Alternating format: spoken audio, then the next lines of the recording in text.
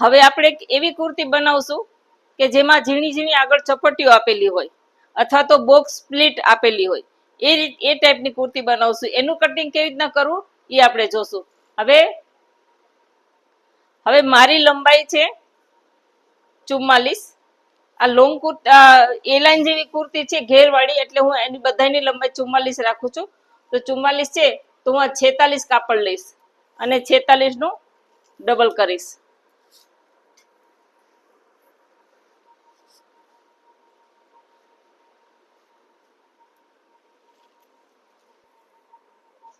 તો આ એક્સ્ટ્રા કાપડ છે હું કાપી લઉં છું.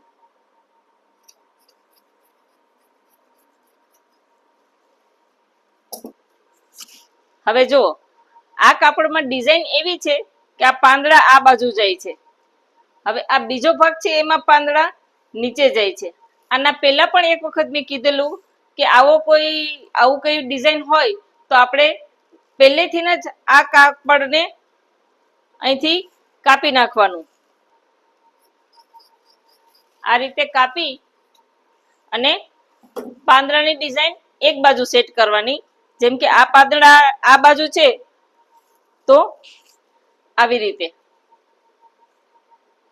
આ પાંદડા બંને હવે એક સાઈડ થઈ ગયા.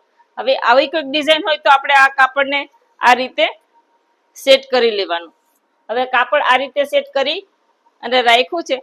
હવે આગળ ચપટી લાવી હોય તો કઈ રીતના કટિંગ કરવું એ આપણે હવે જોશું.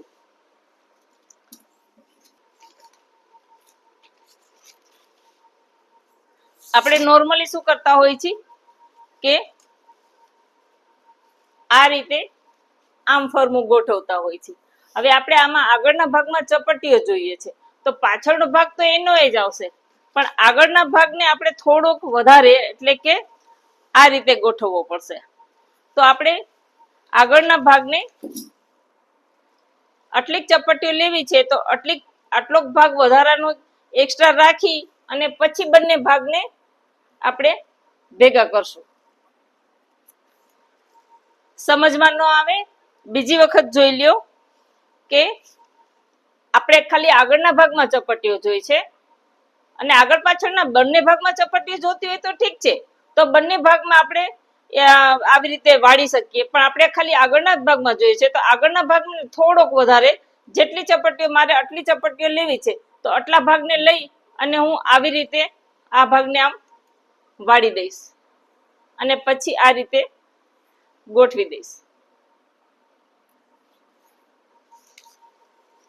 એકદમ ઈઝી જ છે, બસ ટેકનિકલી કેવી રીતે કરવું એ જ ધ્યાન રાખવાનું છે. હવે આ બંને ભાગને હું આ રીતે ડ્રો કરી લઈશ.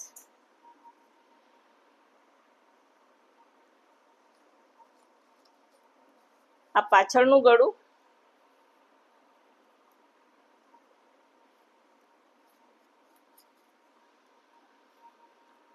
આ ખભો,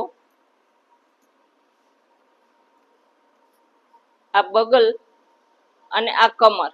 હવે આ બધી કુર્તી એ લાઈન થતી હોય છે તો આપણે કમરથી નીચેના ભાગને આપણે આ રીતે ત્રાસમાં લીટી કરી લેવાની છે. કમરથી નીચે અહીંયા કમરે આ મેજર ટેપ રાખી અને આ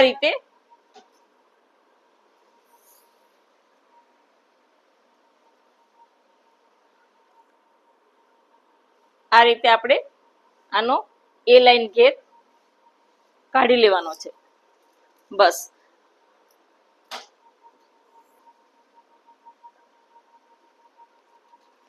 હવે આ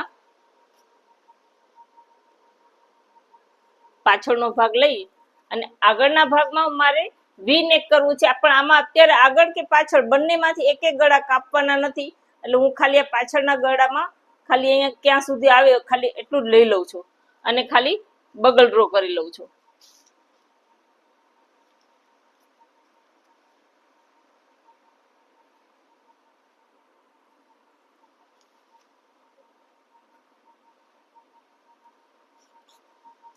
આ રીતે બગલ ડ્રો કરી લઉં છું અને હવે આપણે જે રીતે ફરમું ગોઠવો તો એવી જ રીતે આને કાપી લઉં છું.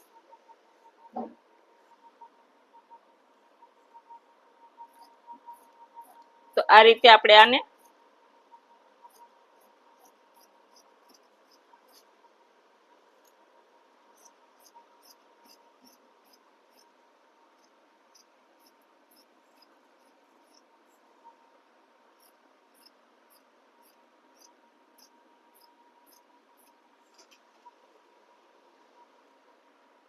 આ રીતે ખભો કાપ્યો અને બંને ગળા ખાલી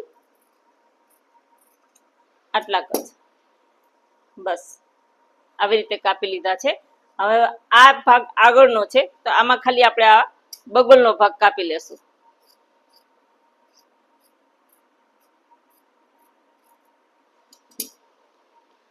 આ રીતે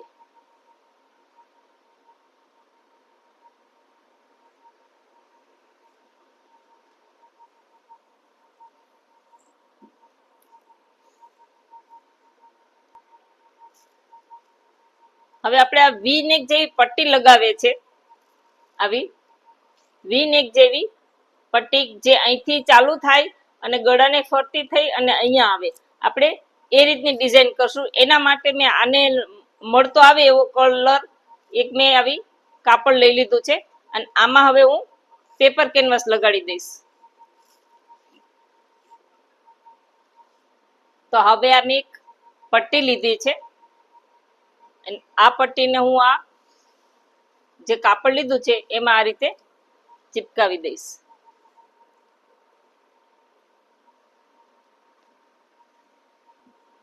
આ રીતે ચિપકાવી દઈશ.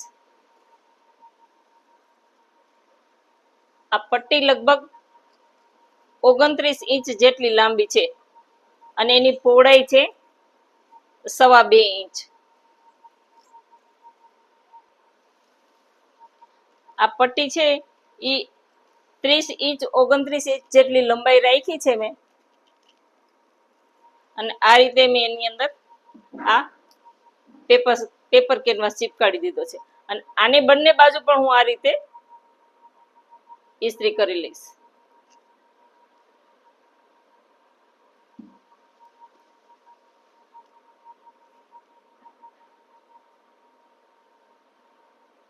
આ રીતે તો આ રીતે મેં આને આવી રીતે ઇસ્ત્રી કરી લીધી છે. હવે આને હું આ રીતે ડબલ કરીને પણ એક વખત ઇસ્ત્રી કરી લઈશ એટલે આ જે પટ્ટી છે એ મૂકવા માટે રેડી થઈ જશે. આને હું એક વખત આમ પણ ઇસ્ત્રી કરી લઈશ.